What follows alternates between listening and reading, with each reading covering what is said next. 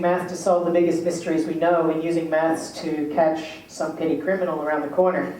And these don't always gel together in numbers, but I'll tell you the promo I wanted to start this talk with, and it's so good I'd use it anyway. So I use this all the time. This is the world through the eyes of Charlie, a mathematical genius with the ability to add up clues his detective brother can't. Hold on. You know I got like a C in physics. People lie. Numbers don't. The new series, Numbers, premieres Monday on 10. Okay. I really like this slogan, right? And it's kind of like, I mean, there's only like 2 or 3 messages in my talks, right? I mean, I've talked about 12 different things, but it's always the same message over and over again. And one of them is that people do use numbers to lie. That simply because it's expressed in terms of numbers or equations doesn't make it true. And there's this tendency within our society to say, well, if it's a number thing, it's true. Having said that, I was going to use this slide to make fun of the show itself, and I got a bit caught out because it's actually a bit better than it looks. Now, you know, the hero of the show, as I'm sure you know, is you know, this big pardon? Charlie Epps. Charlie Epps. Charlie Epps, who does things like go in go-karts and is kind of a cool dude, and he's an image of mathematician that mathematicians very much like to promote. And he has his sidekicks, Peter McNichol, who plays Dr. Larry Fleinhardt. I'm not quite sure why he's a doctor rather than a professor. He's a theoretical physicist. And then we have Amita, Amita's last name, I've never actually heard it used. Does anybody know Amita's last name? Amita's last name is Ramanujan, which is an in-joke. Because Ramanujan is one of the famous mathematicians, famous enough to get on a postage stamp, doesn't happen too often. Doesn't matter, they don't ever use it, they don't ever use it. And this is all, if you look at the way this is presented, the way mathematicians look at this in the media, the way they discuss the show, they discuss it in a very, very happy way, because what they're getting are these very attractive-looking people representing mathematics, and what they're used to when they talk about mathematical geniuses is the Unabomber, right? So it's kind of a nice change to have this sort of approach. And so there's a lot of, I mean, mathematicians want to contribute to the show. They also want to say nice things about the show. And I'm a bit of a recalcitrant. I like saying mean things, but I'm forced to say some nice things. There are actually a number of mathematicians who work on the show, who work in consulting. Here's an article from online, from the Boston Globe. Harvard math professor helps Hollywood get its science straight. Actually, he's not a Hollywood math professor. He's not the right guy. Actually, I have to remember this. This Gary Lorden is a Caltech professor. What's the name of the university in numbers? Caltech. It's clearly Caltech. I think it's called SciTech or something like No, I that. think they call it Caltech. Want to bet? No, but I didn't recognize it, so. Thought I'd make it easy, $10 there. Okay, so Gary Lorden there pointing at an equation on the blackboard. He's the main consultant. But there have been other ones. And this guy, Jonathan Farley, the article is actually about him. And then there's David. I'm sorry, it's too many names. David. Keep on calling him the Unabomber. He's not. David Grinchkowitz. David Grinchkowitz. All right, David is a PhD student. What does he have to do with it? Well, it turns out that David's hand looks very much like David Krumholtz's hand. And it's actually very hard to write equations on the board. So he is the hand double for most of the intricate equations work in the show. Right? This was actually Burkhardt found this as well. Burkhardt's interviewed some people involved in some of the maths movies, and this was, it's very amusing, but it's hard to write these equations, and you'll sort of see it in some of the clips. Now there's also, there's lots of people taking notes of this show, and I'll come back to these at the end if you want the references. There's actually a blog. I mean, there's a blog for everything. Of course, there's a blog for numbers, and it's by a mathematician. Again, I forget his name. Actually, I completely forget his name. I have to look it up. Mark Bridger, I'm sorry. At Northeastern, a calculated effort, again in the Boston Globe. And he, after each episode, he'll write upon the mathematics in that episode. And if there's not much math, then he writes about whatever he wants, assuming people are around. It's a pretty scattered kind of blog, but there's good stuff there. It's a great thing to have. Now, it's in sync. In America, they're just about finishing season 2. Okay, so it's in sync with that, but it's a great resource there. There's another one. This is a whole web site devoted to mathematics in fiction. And in particular, they have a page on the mathematics in numbers for season 1. And again, there's some very good information there. And as Simon said, there's actually a great resource at CBS itself. Is in conjunction with Texas Instruments, they've got a whole selection of teacher materials to go with each episode for season 2. And there's tons and tons of materials there. Really wild stuff. It's a bit, Texas Instrument promoty, so it's, the activities seem to be like, get your Texas Instrument calculator and plot this function. And then you do something to do with the show. But it's a great resource. Now, Channel 10 has the show here.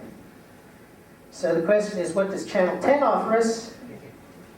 All right. Well, I guess at least it's got a 6 in it. But Channel 10 apparently has had no interest whatsoever in promoting this as a sort of educational tool, or as something which can actually, that you can springboard off of into other areas. Okay, so this sort of background. There's a lot of mathematicians involved in this. Now, how does the maths come in? Well, it actually comes in different ways, and this is one of the things which kind of makes the show a bit weird with the maths. The obvious way is in solving crimes. Does maths go into some into criminology, into techniques of actually solving crimes?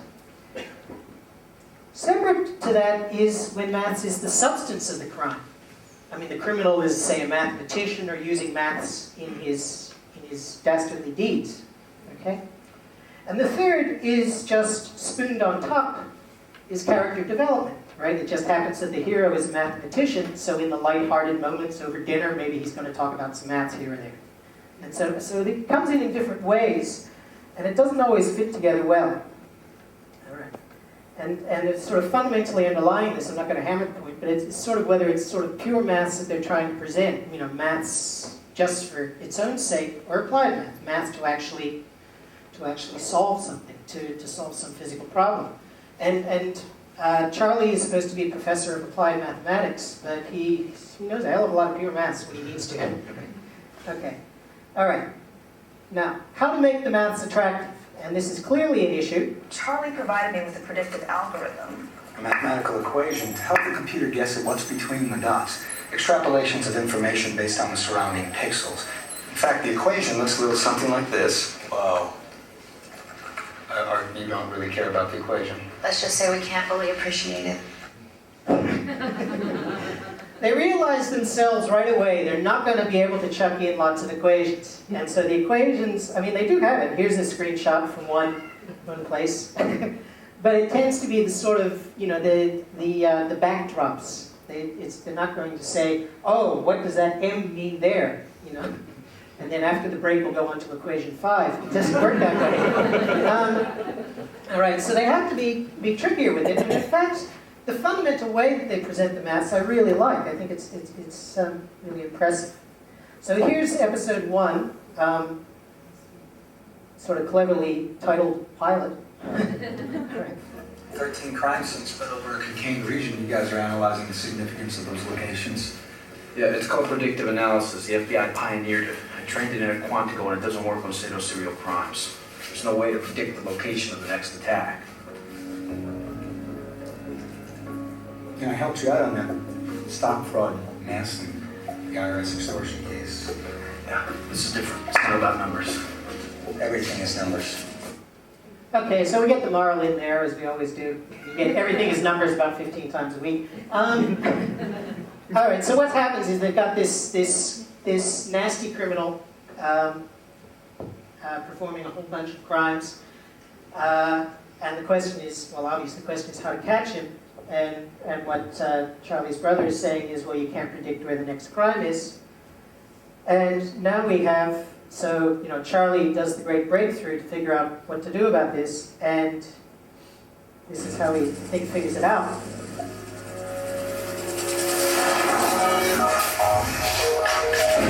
Don. Hey, can I show you something really quick? Charlie, I know. Charlie, I know. Just come with me. Come on, hear me out. Hear me out. Come here. Check this out. You see the sprinkler? Yeah? Yeah, I see the sprinkler. You see the drops? Yeah, see the drops. Even using math, there's no practical way to predict where the next water drop will land.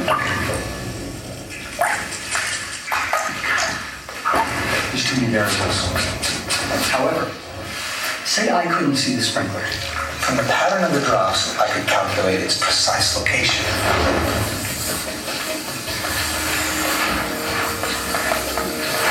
It's not about predicting the next site.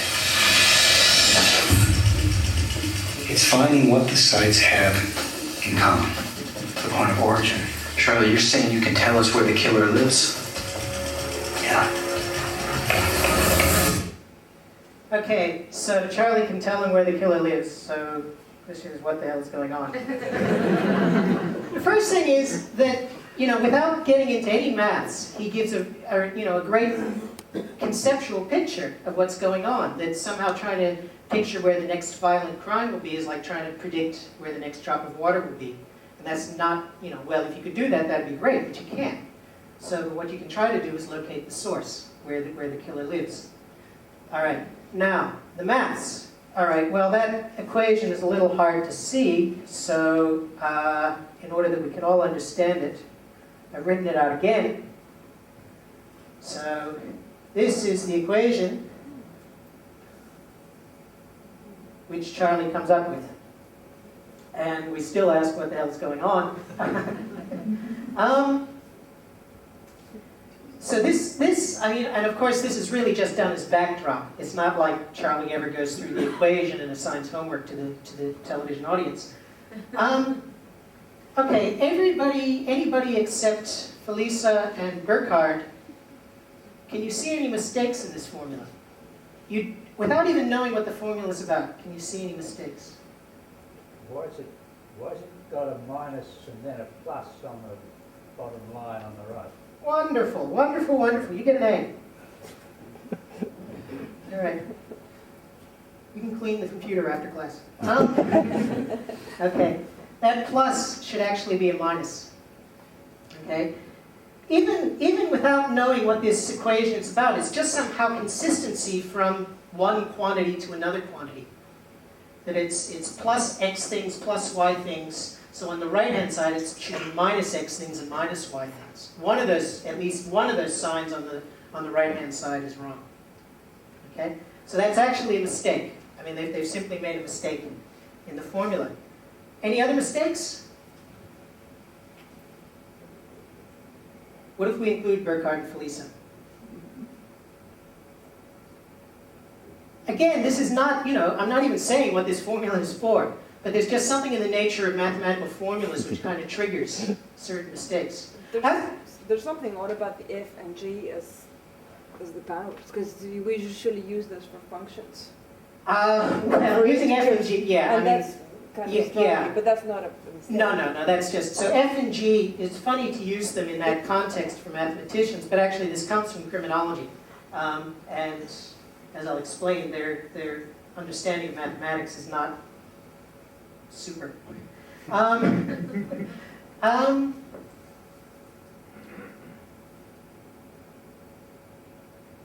how do I want to say this? One of the things about this is that the X's and the Y's, I'll actually just click on it. There should be something matching with the X's and the Y's. X is somehow, X and Y are pretty much what you think they are, X direction and Y direction. If you're interested in the X direction and the Y direction, the I and the J should match. So actually I and J should be the same thing.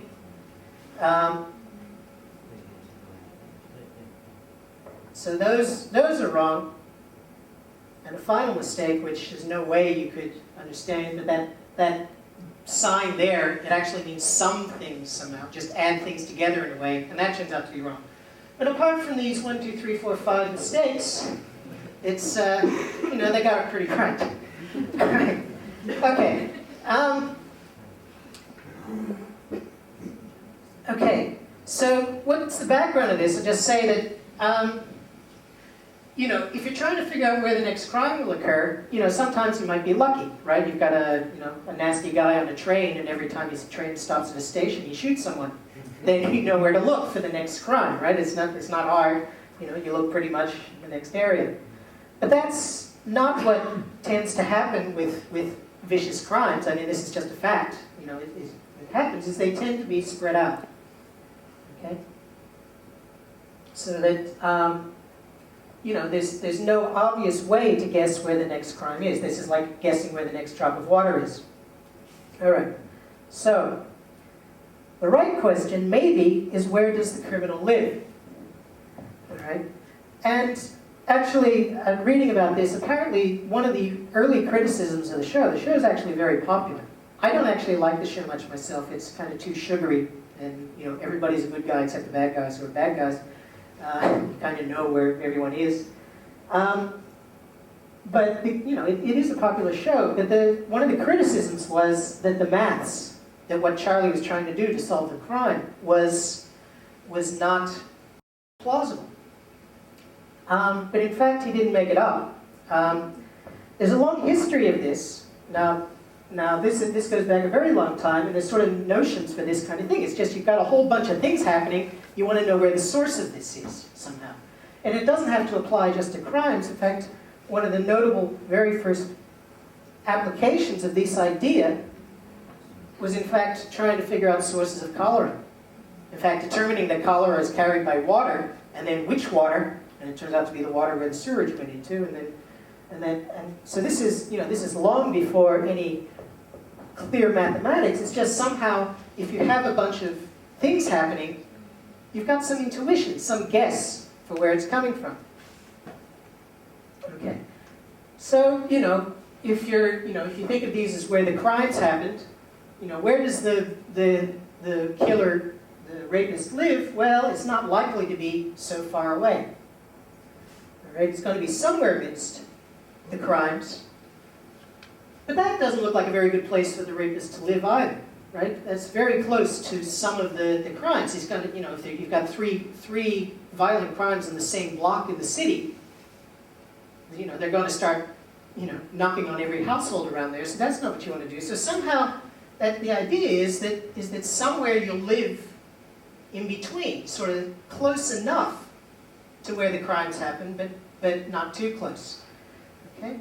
And this is the idea. So the mathematical formulation, and this was a real live guy. Kim Rosso was a guy doing a PhD in criminology as well as working in the police force. And he came up with the actual mathematical formulation. There's an article in Popular Science about him, the Hound of the Data Points. They make a lot of fun of him, actually. He's sort of like as a James Bond character, except he's 40s and balding. But he came up with this idea, and the fundamental idea was to look at the distance. You're just looking at the distance from the crime to where you think the killer may live. And the idea is that the probability of a crime depends upon the distance. Okay? So you've got some potential place the killer may live, you've got some crime which has happened. The probability that a killer living at the black dot would commit a crime at the pink dot depends upon the distance. But depends is a vague word, and there's lots of different things you can do. And the criminology literature is full of kind of fitting in special ways, you know, of how the probability should depend upon the distance. But all of them eventually, it's just as the distance grows large, the probability goes small. All right? They're not going to travel 3,000 kilometers to rape someone, okay? To kill someone. It'll be closer. But other ones, you look at some of these ones, they also make sure that the probability, if the distance is close to 0, the probability is also small. Okay. So this is really Rossmo's equation. Now, ignore the k and the f. Just think of it as probability is equal to 1 over distance. So the bigger the distance, the lower the probability. But there's always one. It would have to be me. It would have to be the drowned rat.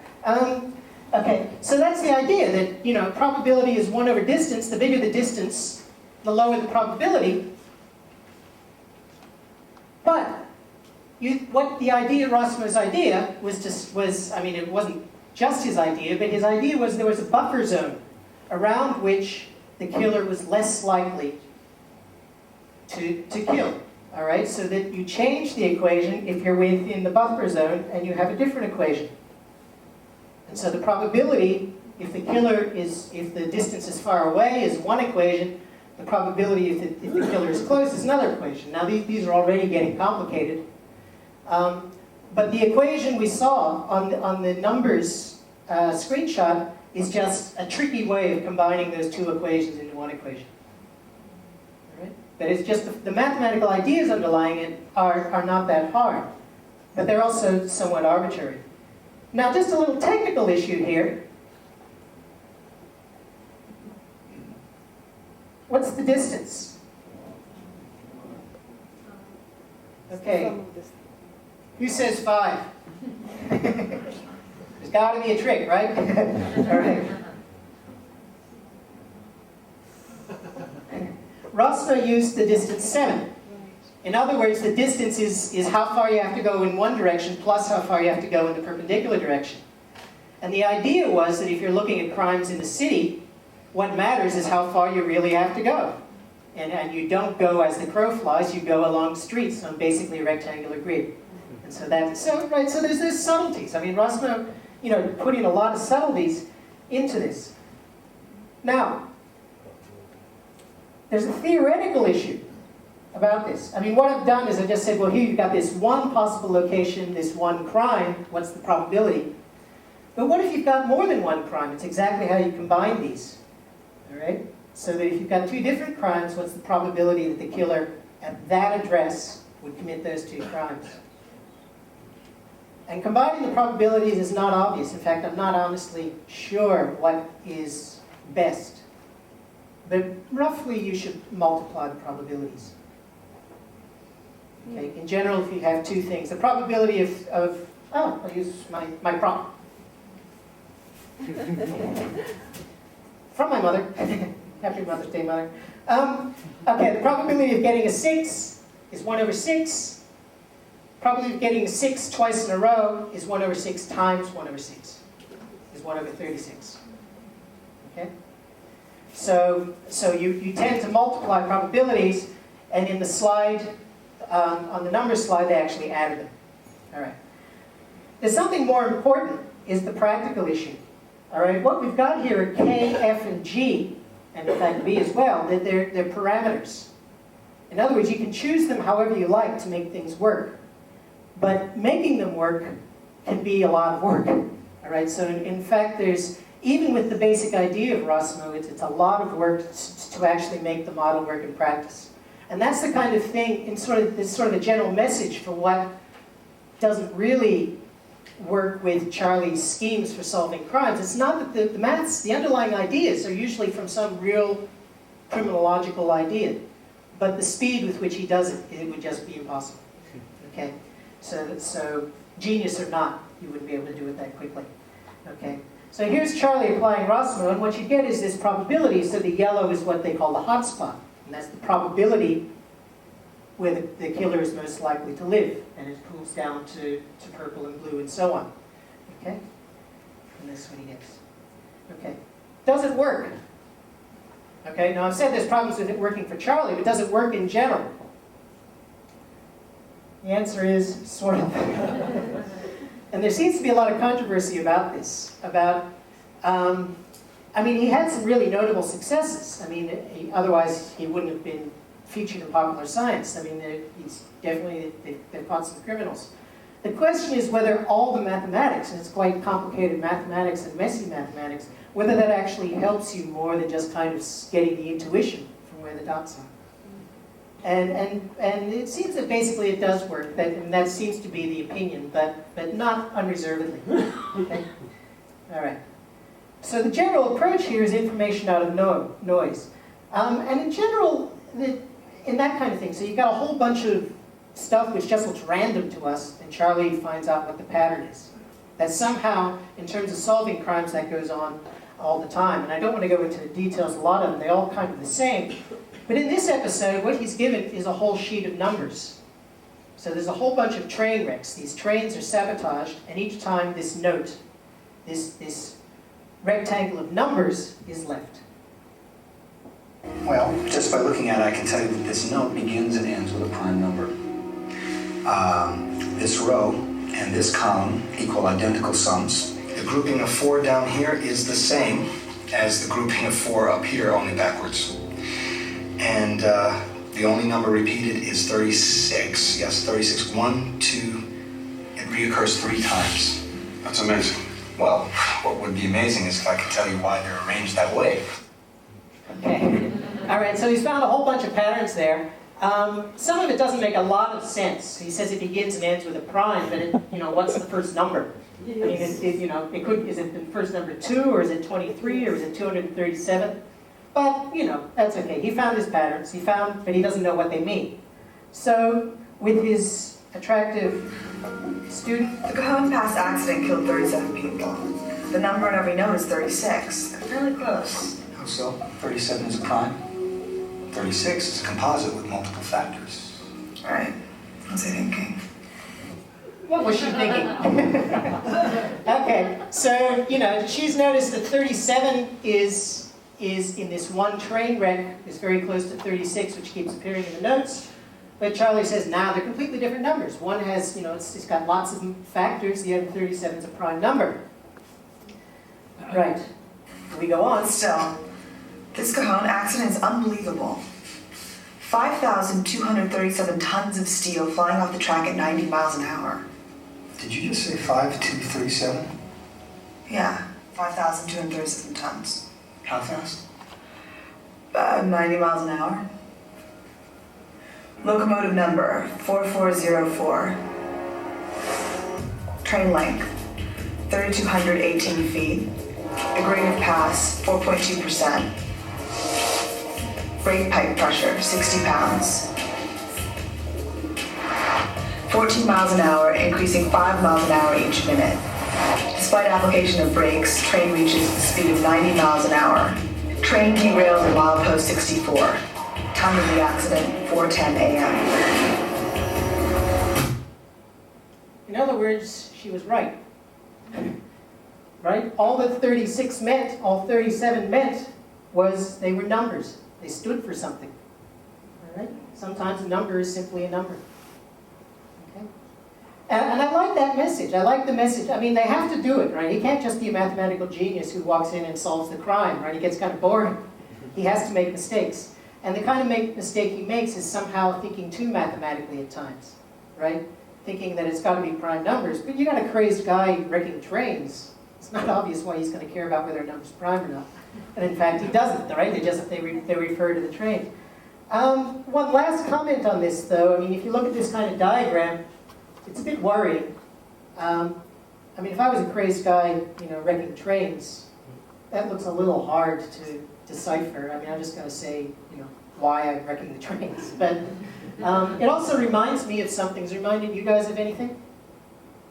Bible code? Bible code. That's what it looks like to me, which is complete nonsense. So I don't know if that's, somehow that got into their psyche or not.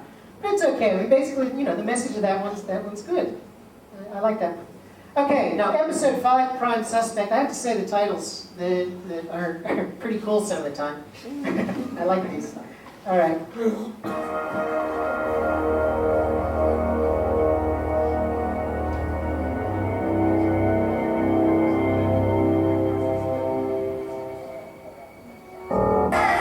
What this is abstract number theory. Most of it dealing with prime numbers, which are numbers that You can't know be what prime numbers are, Charlie. You can divide them into smaller ones. done. This is deep stuff. This is very advanced work. Well, his name was Ethan Burdick. You know? No, I've never heard of him. Although, just a preliminary look at his work, these ideas on the critical strip are elegant. He's got an approach here I've actually never seen before. Wait a minute, all this from a preliminary look at his work. I'd say Ethan Burdick is seriously brilliant. I told you people to leave. Do you even have any idea what you're looking at? Yes, you're making significant progress toward proving Riemann's hypothesis. Yeah, very good. You know something about advanced number theory? I actually, have the solution. You can prove Riemann's hypothesis? After 15 years, I should hope so. Right. So in this one,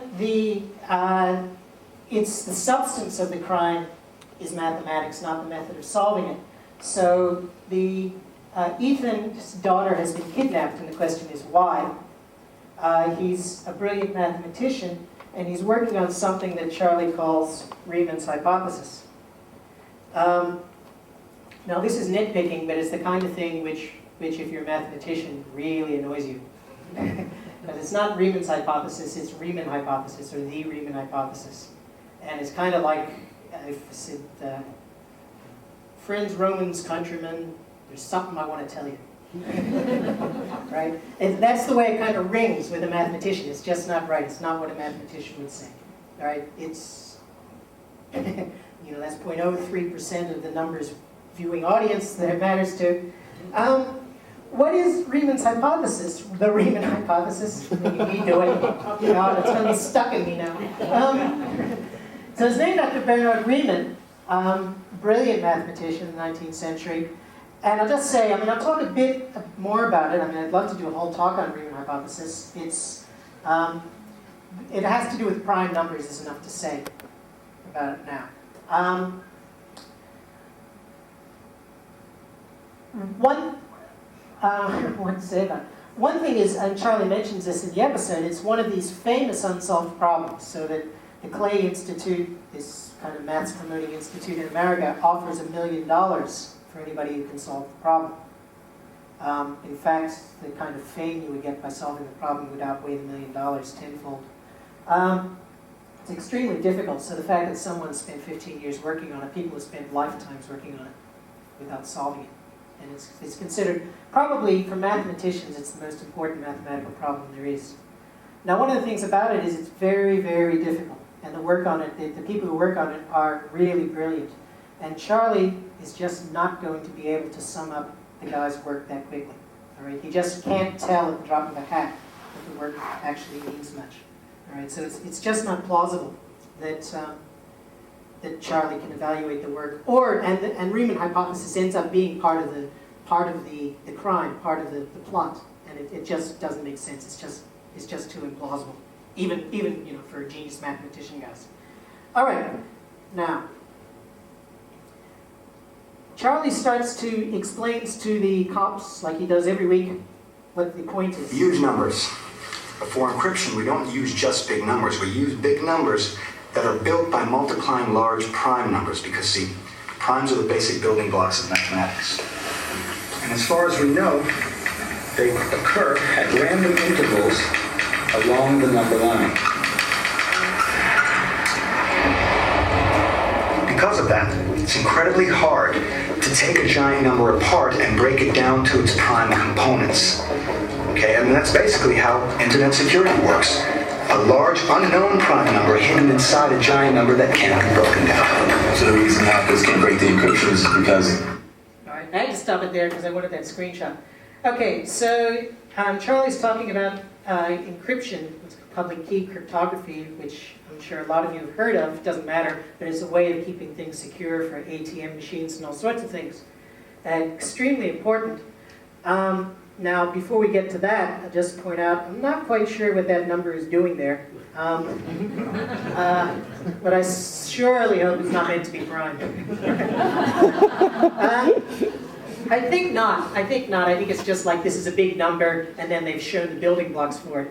Though in fact, and this is how obsessive I get, the building blocks they show don't multiply to that number. All right, what's the idea? The idea is that multiplication is easy, all right? With or without a calculator. I mean, it's quite easy if I give you that, give you 5 minutes and a couple of goes, you'll get it. Needless to say, I cheated and used a calculator, but the point is, if you go in the reverse direction, it's very hard. So if I give you a number of that size and I say, well, is that a prime number, or what multiplies into it, what divides into it, how does it factor? It's very, very difficult to do that. Okay? And that's the key. That's the key use of prime numbers in cryptography. Okay. Now, but how does that relate? I mean, there's two different questions here, and this is the kind of confusion that goes on in numbers. On the one hand, how do we factor big numbers? So if I have a huge number, if I'm a criminal trying to break a code, or just a bank guy trying to make sure that it can't be done, how do you go about factoring big numbers? And that's not easy. A theoretical question is how common are prime numbers? Just if you pick a number out of the air, is it likely that it's a prime number? And so, for example, if you look at the numbers below 10, 4 of them are prime.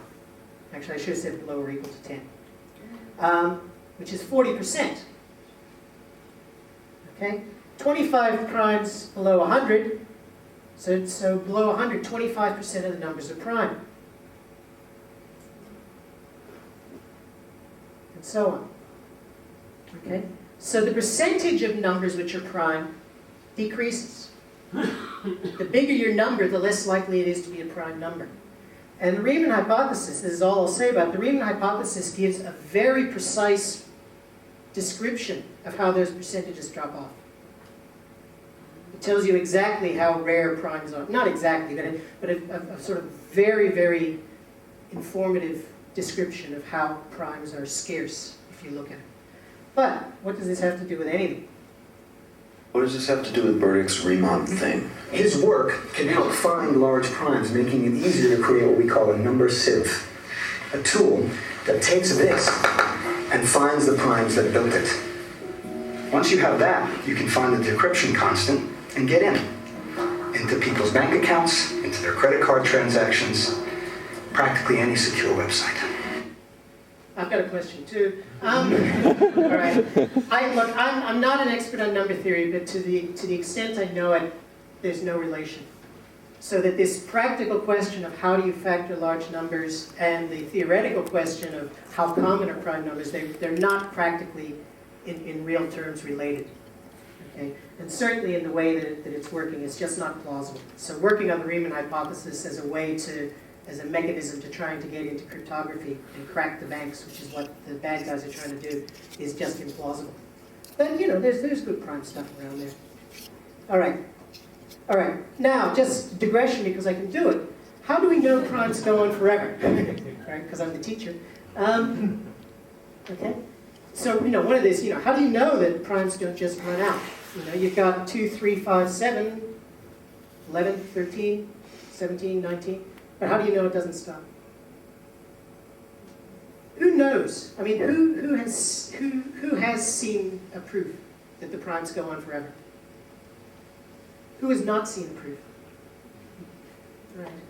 See, I love this proof. I think this is one of the beautiful pieces of mathematics, which I think is actually quite easy to understand, but it doesn't seem to be taught. And it's due to Euclid, and it's how to find a new prime. The find is in quotes, and that's for a reason. Again, trying to make the distinction between pure maths and applied maths. So the idea is, let's suppose we have 2, 3, 5, 7, 11, and 13. We found those are prime numbers, but we say, what do we do next, right? Without just trying number after number. Okay, that might run out. What can we do from these numbers, from the ones we found, to make a new number? And what Euclid said was, take those guys and take 2 times 3 times 5, add them all, multiply them all together, and then add 1. Make that big number, whatever that is. All right? Now I'm using it, where we've got 2, 3, 5, 7, 11, and 13, but you could do it, if you found 1,000 prime numbers, you could do the same thing. You need a big calculator, but you could do it. All right? I mean, in your head you can do it. Theoretically you can do it. What do you know about that number? So the question, what we'd like, is that number a prime number? Now that's not easy. Is that number an even number? Is it divisible by 2? No, why not? Because I've added 1. It's 2 times something, and then I've added 1. So it's definitely not divisible by 2. Is it divisible by 3? No, for the same reason. It's 3 times something, and then I've added 1. So if you divide by 3, there'll be 1 remainder. You can write down exactly what it is. So whatever that number is, I'm not saying that number is prime, but it's not divisible by any of the 6 guys we started with. So whatever it is, it's a multiple of some prime numbers, and those prime numbers are the new ones. Okay, so when I said how to find a prime number, find is in quotes for a reason. It's not like we're laying our hands on it saying, aha, it's 23 or it's 57 or whatever. 57 or more. You know what I mean. But we know there is one. N, whatever n is, and it turns out that if you factor it, n turns out to be 30,031, which is the guy I talked about before. It turns out to be 59 times 509, and those are the 2 prime numbers in there. We haven't laid our hands on 59 and 509, but we know they have to be in there somewhere. They had to be new prime numbers. And that's the proof. Okay? So that proves that no matter how many prime numbers you have, you can always find another one. So there's infinitely many of them. It goes on forever. That's the proof. Now, but a different question is, how do we explicitly find prime numbers? Right? So this is a more applied thing. You want to get your hands on one, and some of you may know the answer to this. This is the great internet Mersenne prime search. Okay. Named after Marin Mersenne, and Marin Mersenne had the idea of looking at numbers 2 to a power n minus 1. So 2 multiplied by itself some number of times, and then you subtract 1. Better subtract 1, otherwise it's going to be an even number. So for example, 2 to the 19 minus 1. It's 2 times 2 times 2 times 2 times 2, 19 times. Subtract 1, and you get 524,000. You get 287. Now, Mersenne didn't say that actually happens to be a prime number. Mersenne didn't say that that was a prime number, and it's not always a prime number. In fact, the next one, if you put in 23, multiply 2 by itself 23 times and subtract 1, it's not a prime number. But it turns out it's a good way to look for them. Now you can see that these numbers grow very big very quickly. If we plug in 19 there, we get up into the 5, it's 500,000. So the latest one discovered, and this is the biggest prime number people know of, I mean, that we know they go on forever, but this is the biggest one we know of, which was discovered December last year, is 2 to the 30,402,457 minus 1. And that is a prime number. And I'd like to show you a poster of it, but it has about 9 million digits on it. So that's a bit hard. But in fact, one they discovered before that, this guy, that's a titchy one, that's got about 8 million digits on it. All right? And in fact, I do have a poster of that one. And here it is. Which way's up? This way. Okay, so this is the second biggest known prime number. The also-ran, the silver medalist. And this is 8 million digits, roughly, in 1-point font written down this. Luckily, we're in a museum, and I went over before. We've got our big Sherlock Holmes magnifying glass, so feel free to come up later and have a peek and see if you can actually see the numbers. It's not easy, okay? But this is the second biggest prime number known. Now, it actually occurred to me, one of the things we do is make fun of people that pretend there are numbers there, and they're not. I mean, so you might have seen, when people like write representations of pi in movies, they often get the digits wrong and things like that. So it occurred to me that, maybe they cheated. So in fact, what I did was I scanned it as big as possible to see. And so the first line there is how the number starts. So the final digit is a 1, 2, 2, 1, 6, and it ends with 933. And I'm very happy to see that it doesn't end with a 0 or a 2. Okay, doesn't mean it's prime number, but that's as much as I can blow it up. Okay. All right. Now, do we have time for this? Yeah, we'll do it. Well, Charlie, they're not talking. No, they're trying to use the truck as leverage, if anything. They had a plan going in. I mean, we got them separated. We're trying to play them against each other, but... What about putting them together? No, Charlie, you keep suspects isolated in the dark. That's how it works. I understand that. That's not what I'm speaking about. I'm actually talking about something completely different. I'm talking about something called the prisoner's dilemma. Game theory. Game theory. All right, listen up. We're going to do things a little different. This is Charlie Epps. He's a professor of mathematics and an excellent teacher.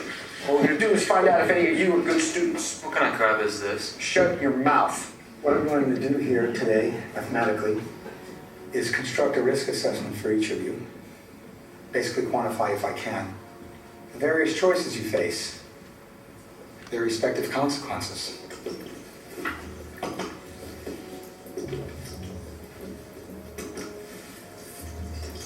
Okay, there it is. There it is. All right. Fitchman, you have a risk assessment of 14.9. W. Yours is 26.4. G. You have a risk assessment of 7.9. What's that supposed to mean? What that means is old Mark here has the most to lose by going to prison. That's exactly what it means. You are the youngest. You have the most potential to make something of yourself. The most to gain if you do. Mark, listen to me, boy. Hey, Look, I spoke to your father. Mark. He said you're not a bad kid. It's just that Darryl here has been a bad influence on you. So this is your chance to prove him right. Your one chance. Okay, I'll tell you what you want. Good. Mark, you said nobody would get hurt, and then what'd you do? You just went and shot that guy for no reason. I'll kill you if you talk, do you understand? Hey, get him out of here. Wait, I'll tell you something. I mean, I got like a 14.9.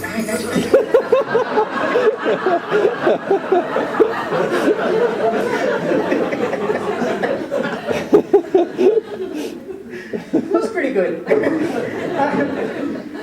It's a very funny scene. I mean, I have to say that, when they're not being schmaltzy, the humor they put in at times is very good. The prisoner's dilemma, this is a classic game theory problem, and it's well known.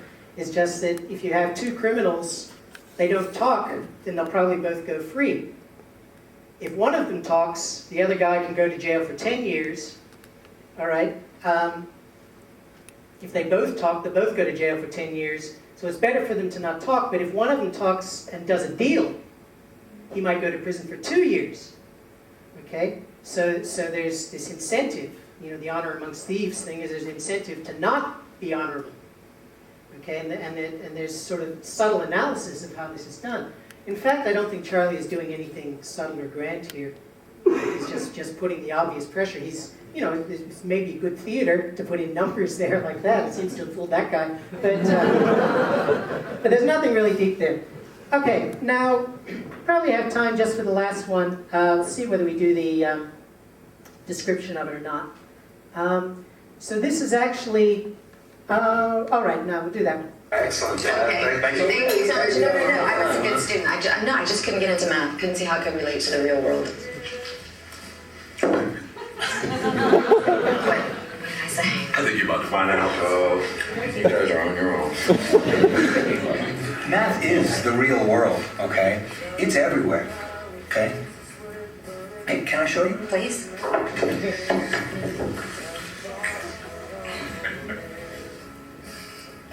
You see how the petals spiral?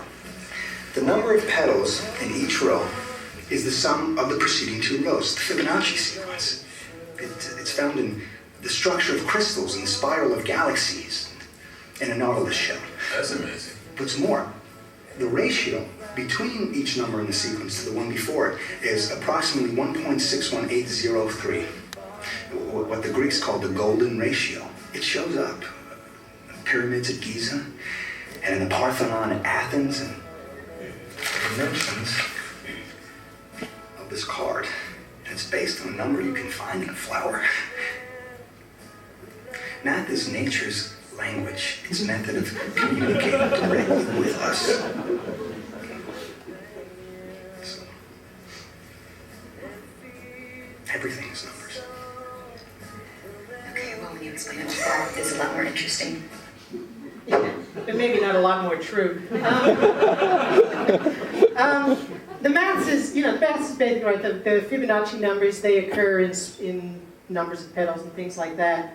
But a lot, I've talked about this before, the sort of golden ratio nonsense in the Da Vinci Code when I was making fun of the Da Vinci Code. The applications tend to be pretty silly and non-existent. So a bit of phi foolishness, and then probably just end on that.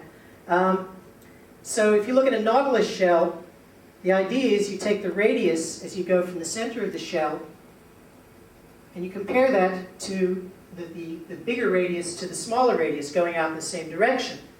And what is that ratio? It turns out that ratio for a nautilus shell is constant. Doesn't matter which direction you go, the ratio will be the same. And that's what's called a logarithmic spiral. But the question is, what is that constant? What is that ratio? And it's got nothing to do with the golden ratio. It's a ratio. I mean, nautilus shells are beautiful, logarithmic spirals are beautiful, but they have nothing to do with phi. And the Parthenon, well, you put in the obvious rectangle. It's not a golden rectangle. So let's put the roof back on. Put in another rectangle. It's still not a golden rectangle. And it's just, there's no evidence that the Parthenon has anything to do with the golden rectangle or golden ratios. And that's pretty much goes with all of it. Okay, there's a bit more to do, but I think this is a good place to stop. Okay, thanks.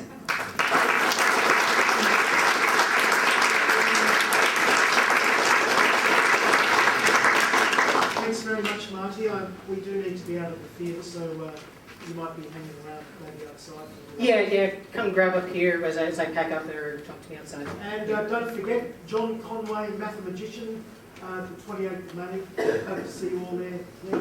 Thank you very much. Thanks, Marty.